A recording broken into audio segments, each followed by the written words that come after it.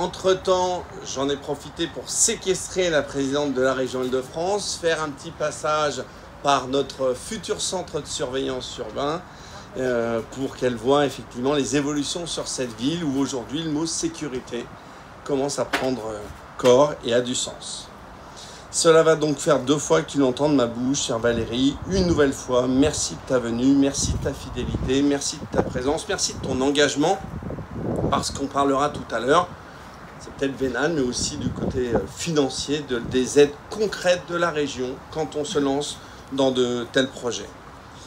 Je suis heureux, ça n'a pas changé depuis tout à l'heure, en tant que maire d'Aulnay-sous-Bois, d'accueillir dans cette belle et grande ville. J'aime à le répéter, tout à l'heure on a parlé de l'image qui pouvait être dévoyée, déformée.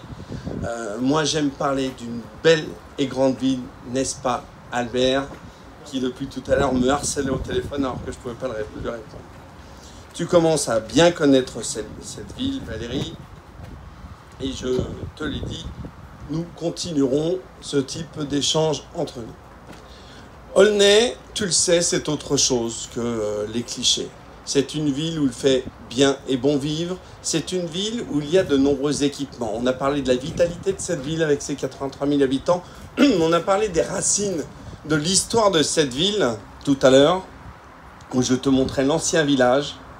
On parle tout le temps du sud de la ville ou des quartiers difficiles, mais il y a aussi le centre historique de la ville, avec ce village millénaire d'Aulnay-sous-Bois et ses anciennes fermes. Et donc aujourd'hui, on va parler en ce moment des équipements. Une ville où nous avons bien sûr de nombreux services publics, des commerces, de l'activité. Alors, toi et moi, nous savons qu'il faut qu'on fasse mieux, mais parce qu'on hérite d'une situation sur le RER B. C'est un sujet pour les Aulnaysiens. C'est un sujet pour toi. Moi, j'ai rarement vu, du reste, j'en ai connu 2, puisque avant, je n'étais pas en politique, des présidents. On ne peut pas comparer ton engagement sur les transports avec l'engagement de ton prédécesseur. Tu es à fond, comme dans d'autres dossiers, mais celui-ci te tient à cœur. Aulnay, c'est une ville où on peut vivre heureux, avoir une vie de famille, y élever ses enfants, voir grandir ses enfants, les voir s'épanouir. Mais on n'a peut-être pas envie de les voir partir après. L'intérêt, c'est peut-être qu'eux aussi, à leur tour, restent sur Aulnay-sous-Bois. Et c'est pour ça qu'il faut parler d'équipement.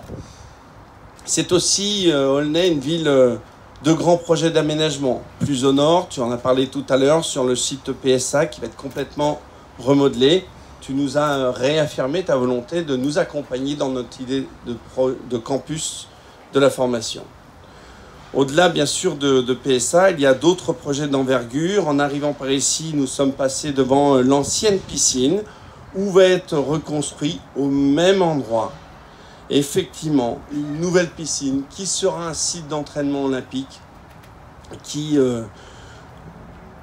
offrira de nouveaux services aux Aulnaysiens et aux Aulnaysiennes, adaptés dans laquelle nous vivons, en mélangeant bien sûr du scolaire, parce que c'est une priorité dans des villes de Seine-Saint-Denis où le service n'est pas forcément là, où les équipements ne sont pas forcément là, du scolaire, du sportif, du ludique, parce que tous les étés, nous faisons de nombreuses opérations et cette piscine, cet équipement formidable nous permettra de pallier au niveau, effectivement, social. Nous sommes passés aussi tout à l'heure par le pont de la Croix-Blanche, que nous avons inauguré la semaine dernière, la 3e voie. Alors, je ne refais pas la liste pour saluer la présence du journal Le Parisien, pour qu'il soit sûr d'avoir bien entendu ce que je disais. Mais quand même, ça fait partie de mon travail. Et je vous l'avais dit en m'élisant, je serai le VRP de cette ville. Je me mets dans cette tâche-là. Oui, nous sommes passés par ce pont où nous avons créé une 3e voie pour relier des quartiers où avant nous étions enfermés dans des bouchons, passant devant bien sûr le site Averino. Et j'ai pas eu le temps de t'emmener sur Abriou, mais ça se fera la prochaine fois. Je vais arrêter la liste à l'après-vert. Nous sommes en présence de la présidente de la région, parce qu'en même temps, cette région qui s'engage, cette région qui veut penser à l'avenir de la région Île-de-France, elle l'aide. Et elle aide de manière concrète, pas que par des mots, pas seulement par des présences lors d'inauguration, mais par des subventions, des dossiers qui aujourd'hui se font, qui ne sont plus que des promesses, comme ça a pu l'être fut un temps, et qui sont matérialisés par des subventions qui effectivement sont importantes. Nous sommes à Balagny, je le dis sans viser quiconque, ce n'est pas le sujet du jour, mais c'est un quartier qui a, vous le savez, longtemps été oublié. Un quartier, je regarde la famille Zegadi, je pense qu'elle était là même avant le nom du quartier. Je crois qu'il y avait la famille avant qu'on dénomme le quartier Balagny. Un quartier oublié, coincé le long de l'autoroute, complètement enclavé, dont on parlait moins parce que bizarrement, comme il y avait moins de délinquance, on n'en parlait pas. Donc il n'existait pas. Voilà. Balagny, c'était ça. Et pour notre part, très vite, nous nous sommes dit, il faut faire quelque chose. Alors faire quelque chose, c'est pas forcément justement faire des promesses, mais c'est de regarder ce qui manque dans le quartier. Peu de transport, peu de commerce, une situation géographique donc contrainte, de fait. Et on s'est dit que finalement, ce qu'il fallait qu'on fasse, c'est de remontrer que la ville s'intéressait. Et donc, faire un objet municipal. Pas forcément monothématique, parce que comme il faut tout, on a donc pensé à du multimodal. Culture, sport, on connaît l'attachement, et là aussi ça étonne toujours, des habitants du quartier de Balagny à leur bibliothèque, par exemple, qui n'est pas qu'une bibliothèque, c'est un lieu de rencontre, un lieu de vie. Donc effectivement, on s'est lancé dans ce projet, démesuré, là aussi, combien de fois on nous a dit, mais vous êtes sûr? Je regarde mon administration, sans la nommer, tout ça pour Balagny. Et puis on a continué, on a monté effectivement le dossier, puis on s'est dit qu'il fallait le compléter. Parce que dire que la ville est là, que le service public est là, c'est bien. Dire que demain le quartier a un avenir, c'est mieux. Et après ce projet, il y aura un autre site autour, avec l'arrivée d'entreprises, avec l'arrivée d'emplois. Et c'est ça, effectivement, le discours à tenir aux plus jeunes. C'est pas la mairie, elle est là, elle te donne tout. C'est la mairie, elle donne des moyens, mais pour que tu fasses autre chose et que tu construises effectivement ta vie.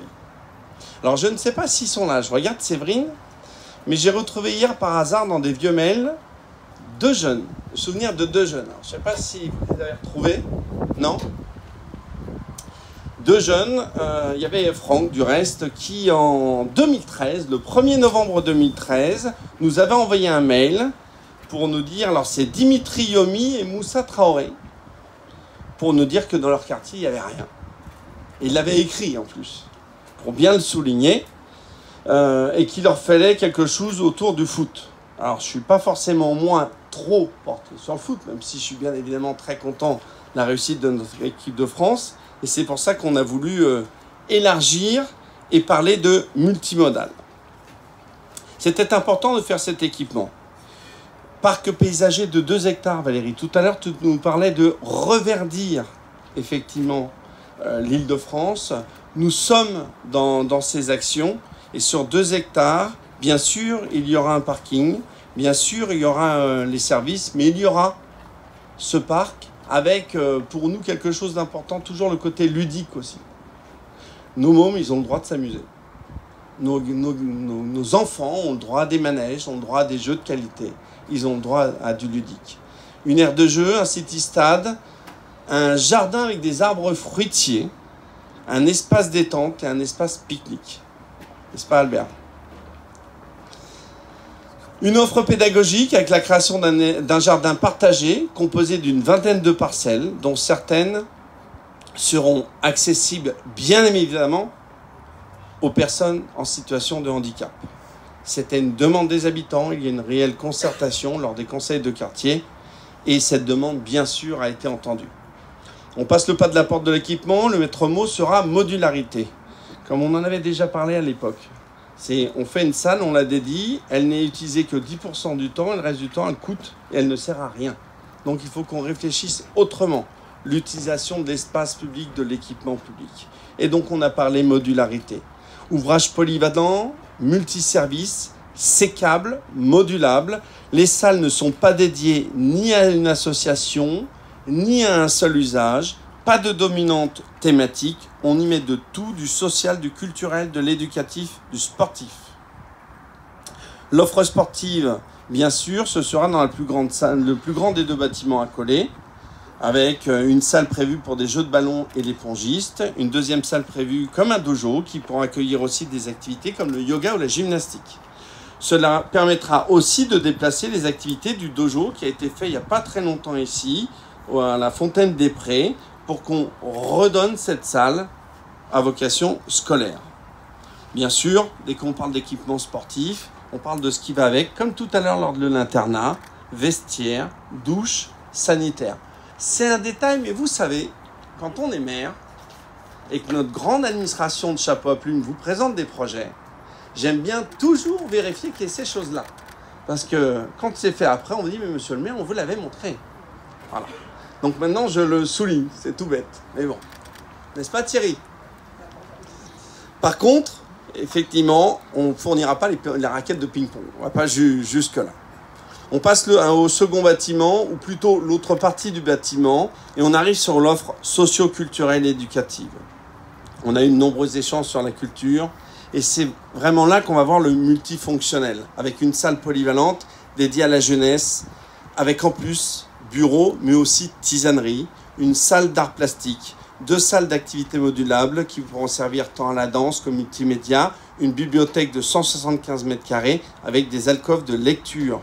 Bien sûr, avec une zone réservée à l'administration, avec une salle d'activité, des salles de réunion et un bureau. Chaque zone aura un espace de rangement, ce qui permet justement de sanctuariser un secteur plus personnalisé. Le chantier du bâtiment, je t'ai présenté des chefs d'entreprise, devra, c'est pas devrait messieurs, devra se terminer en septembre 2019. Il aura bien sûr toutes les certifications qu'il faut, notamment bien sûr la certification HQE, haute qualité énergétique. Les travaux du parc paysager prendront un peu plus de temps et devraient être terminés pour la fin de l'année 2019. C'est les mêmes priorités que j'ai fixées pour la piscine. Bien évidemment, notre piscine doit être belle, accueillante, ludique, mais la priorité c'est l'intérieur pour le sportif et pour l'éducatif et le scolaire. Le coût prévisionnel total de cet équipement est de 6,7 millions. Je le dis parce que Valérie et moi savons que l'argent public ne pleut plus et ne pleuvra plus jamais. Et donc effectivement, donner le prix, c'est apprécier. Vous savez, en français, c'est la même racine du reste. Donner un prix, c'est apprécier. C'est pas boucher avaler n'a plus de goût, 6 millions, non. 6,7 millions d'argent public. C'est pas une petite somme. 5 millions, vous savez, c'est l'entretien de toute la voirie d'Aulnay pendant 1 an. Vous me donnez 5 millions, ça me fait 10 engueulades de moins tous les dimanches sur les marchés. Alors, la région, elle, nous a accompagnés avec un contrat d'aménagement régional, 1,5 million. 3 points d'impôt pour les Aulnaysiens. 1 point d'impôt, 500 000 euros. La région nous a donné 3 points d'impôt. La Direction générale des affaires culturelles, elle, nous a donné près de 1 million, 900 000 euros. Et je suis en train de démarcher le film pour qu'on ait autre chose auprès d'un autre président. Voilà. Alors, bien évidemment, j'ai beaucoup parlé du quartier, de ses habitants. Et vous connaissez l'attachement qu'on a à ce quartier. J'ai parlé des élus. J'ai tapé sur la tête de mon administration. C'est normal. J'ai remercié la région Île-de-France. Il faut aussi remercier celles et ceux qui vont le faire dans les temps qu'on veut, les entreprises. Moi, j'aime mieux remercier avant, n'est-ce pas? On remercie avant toutes ces entreprises qui sont là. Carl Construction, Chapelec, IREM, Gallo, il est dans le coin. Et lui aussi, il est barbu maintenant. Comme ils sont tous barbus, on ne les reconnaît plus. Voilà. Donc, les remercier parce qu'effectivement, ils croient dans leur ville. On essaye, bien évidemment, en respectant les règles du marché public, Valérie, de faire en sorte que nos chefs d'entreprise, quand on parle de millions, comme demain quand on parlera du Grand Paris, quand on parlera de milliards, ne voient pas cet argent public leur passer au-dessus de la tête, qu'ils n'en bénéficient pas et qui de fait ne puissent pas employer des Aulnaysiens et des Aulnaysiennes pour en bénéficier aussi. Donc c'est mon dada, je sais que toi aussi, c'est bien d'annoncer des milliards, c'est bien d'annoncer des chantiers, mais les populations, les entrepreneurs, les employés ne doivent pas considérer que ces trucs-là, c'est des soucoupes volantes qui leur passent au-dessus de la tête et qui n'auront jamais la chance de monter dedans. Merci en tout cas à toi de nous avoir donné le marchepied.